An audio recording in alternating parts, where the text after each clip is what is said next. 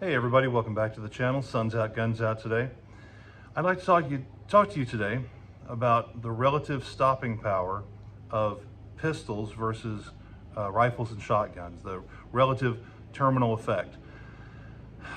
If you're a gun enthusiast, lots of people will ask you your advice, whether or not they should and whether or not they actually listen to it. But a lot of people will ask you your advice over the years and ask you, hey, what should I buy? I'm thinking about buying a pistol, or I'm thinking about buying a rifle, or whatever. What brand should I buy? What caliber should I buy? What kind of ammo should I use? And back when I worked in a gun shop, I got those sort of questions a lot because the guy behind the counter frequently gets asked those questions, particularly by females. Women would come in looking for a pistol and say, what should I buy? They were looking for advice. And I got variations of the same kind of question over and over. It kind of drove me crazy because the answer to the question is very nuanced, but the people who asked the question wanted very simple answers. Well, if there were simple answers, we wouldn't have such a variety of different firearms on the market. We would only have a few kinds. We have a big variety in part because people have different ideas about what's important in a firearm. But here was the question. Someone would come in, usually a woman, and who would say, I need a gun to defend myself at home, or I need a gun to carry for defense. Okay, very valid. I'm not going to argue that she doesn't. That's very practical and wise, I think, for many people to keep a gun for defense. And she'd say, I'd say, well, what kind of pistol are you seeking? And she'd say, I want something that's going to put a fella down in his tracks, that's going to stop him immediately 100% of the time. Here's the problem. It doesn't exist. If it fits in a holster, if it's the sort of thing you can put in your purse or put on your hip and throw a jacket over it and conceal it, if it's what we think of as a pistol usually, it is so limited in terminal effectiveness that it can't fit into that other category. It can't fit into the category of it will end a gunfight reliably. It can't fit into the category of it will incapacitate an opponent immediately. It can't be the kind of gun with which you can shoot someone once and be virtually guaranteed of stopping the threat. No matter how good your shooting is, basically anything that fits in a holster is a pretty weak read in a gunfight. Which kind of leads to the question, well, why do pistols exist at all if they don't stop gunfights reliably? Well, they exist because they're easy to carry. Because in a gunfight, anybody who knows what he's talking about is going to prefer to have either a rifle or a shotgun. Is going to prefer to have a long gun that has a lot more power, a lot more terminal effect.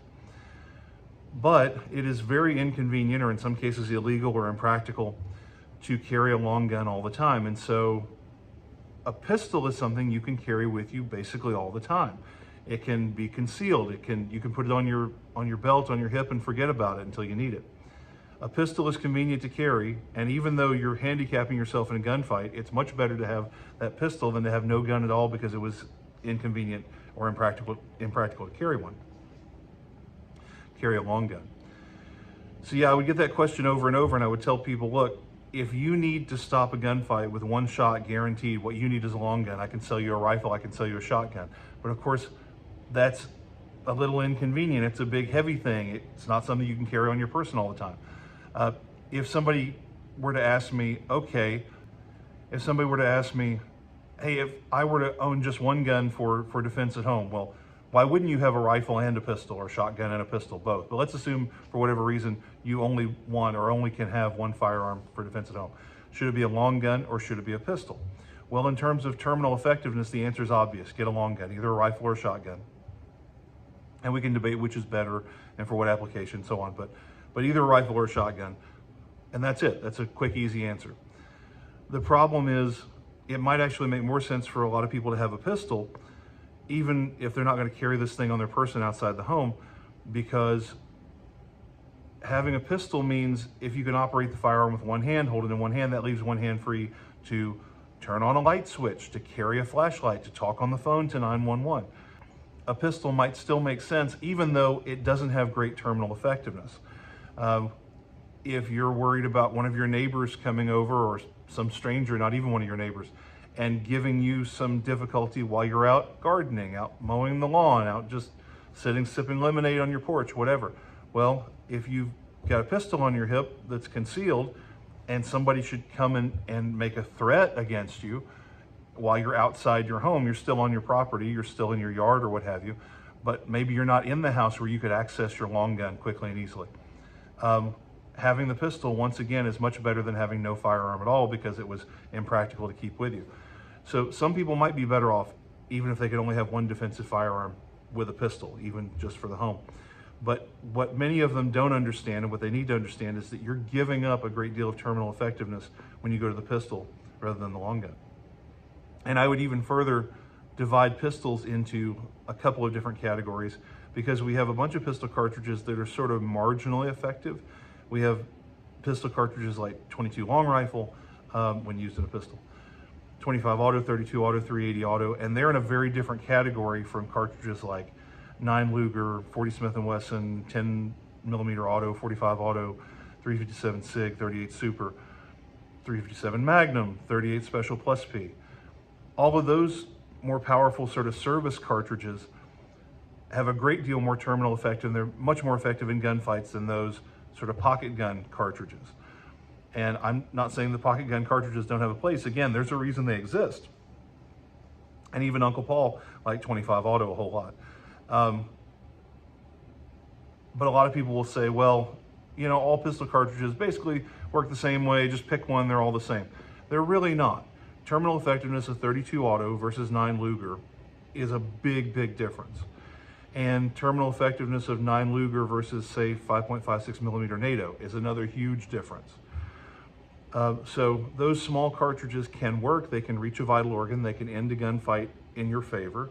They can be used to defend yourself adequately, but they are much less effective than a service cartridge, a full power, what we might call a full power pistol cartridge.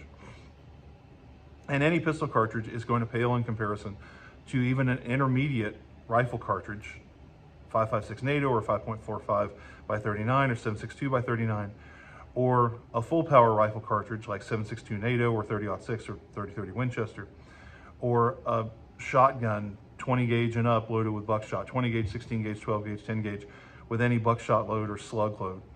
Those shotgun loads 20 gauge and up in either buckshot or slug are usually extremely effective in terms of terminal effect. If you hit someone center of mass, that pretty much ends the gunfight immediately in your favor 100% of the time.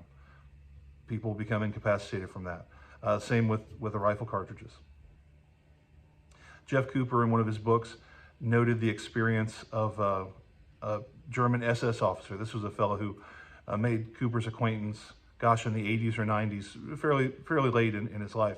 But in his younger days, he'd been an SS officer and was captured. He fought on the Eastern Front. He was captured by the Soviets, and then after the war, escaped from his POW camp and made his way back to Germany. He had some great adventures. And during the war and after the war, he was shot several times. And Cooper would ask him, what was it like to be shot? You know, tell me about it. He said that being shot with a pistol or a submachine gun, so a pistol cartridge, didn't feel like anything at all. He wasn't even aware at first that he had been shot, unless a bone was hit. If a bone was broken, then it was immediate pain. He knew he'd been shot. But in most cases, he wasn't even aware until later that he'd been shot. On the other hand, getting hit with a rifle cartridge, center of mass, he said was like getting hit in the chest with a sledgehammer. You'd get shot, you'd wake up a few minutes later laying on your back looking at the sky, unable to breathe, in terrible pain and wondering how you got there. It was immediate incapacitation. And understand, he survived at least a couple of these shootings. It wasn't that the rifle cartridge killed him immediately, but it incapacitated him immediately, and it removed him from the gunfight. And of course, that's what we're seeking. So even if you hit someone center of mass with a full power rifle cartridge, you're not guaranteed to kill him, and killing him is not the point. What we need to do is stop him from doing the thing that led you to shoot him. He's trying to murder you, rape you, whatever. So in terms of incapacitation, full power rifle cartridges do exactly what we want them to do. And intermediate cartridges, for the most part, also do that. And a load of buckshot or a slug from a shotgun tends to do the same thing. Any of those tend to cause immediate incapacitation, which is exactly what we want. However, even the most effective pistol cartridges do not give immediate incapacitation reliably. In terms of a central nervous system hit, they can, but not always. Even people hit in the head with a pistol cartridge sometimes will keep fighting. People hit center of mass with a pistol cartridge, even if they're given a fatal wound, sometimes keep fighting for several minutes. If you need to incapacitate someone immediately, you need a long gun. However, paradoxically, if you need a firearm that's actually going to be with you when the gunfight starts, you might need a pistol. So bear that in mind. It's all a big compromise. If someone asks you for advice on what kind of firearm to choose and he can't choose both for whatever reason, I don't know how to guide you there. You'll have to figure it out. And again, people want a simple answer, and unfortunately, it's a very nuanced answer. There is no simple answer. If you knew for sure you were going to be in a gunfight and you couldn't avoid it, and you could only have one gun with you, well, then it's an obvious choice. You're going to pick the long gun because it offers much better terminal effect. It's much more likely to keep you alive. Not only is it better terminal effect, it's easier to get hits with the long gun. But if you didn't know when the gunfight was going to happen, and you needed to have a gun with you sort of all the time to be ready for that, well, then the pistol is probably the obvious choice. And you know you're going to be undergunned when the gunfight starts, but at least you'll have a gun. There you go. That's why pistols exist. They exist because they're convenient to carry, and they're easy to use in terms of keeping one hand free. But in terms of terminal effect, they're pretty poor, unfortunately. Okay, guys, that just gives you something to think about. Keep your powder dry.